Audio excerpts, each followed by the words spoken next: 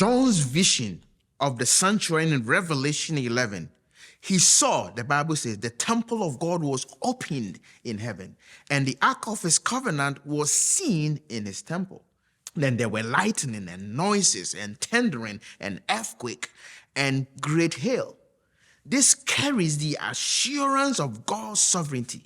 The opening of the temple in heaven and the revelation of the Ark of Covenant show the reality of God's unchanging presence and his eternal covenant with humanity. The Ark, which in the Old Testament represented God's law and his throne of justice and mercy, where symbolizes an assurance of God's promise and establishment of his government. God is on his throne, friends. This vision reassures believers that God's law, which is the foundation of his government, remain intact and honored in heavenly sanctuary.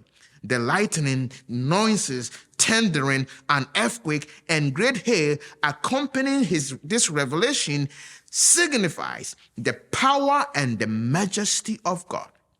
These symbols are often associated with divine intervention in the Bible, showing that God is actively involved in human affairs and that he is moving history towards his predetermined end.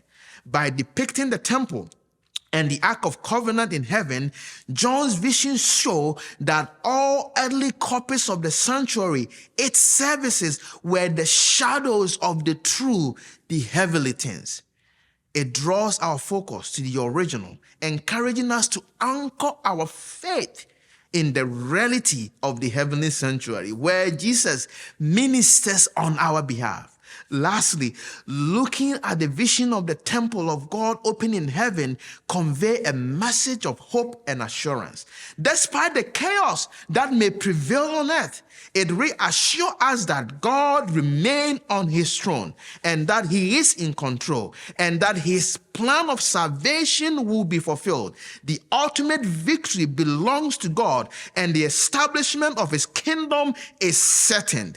It shows the character, the purpose of God, but it goes beyond that. It provides comfort to all believers, affirming that the fulfillment of God's promise and the restoration of all things are near.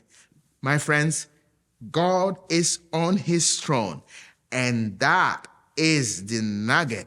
Thank you for studying with me this week. It has been a blast. It has been an amazing for studying with me. Happy Sabbath when it comes, and I encourage you to visit your local Adventist church and share your thought, what you've studied on this week's lesson.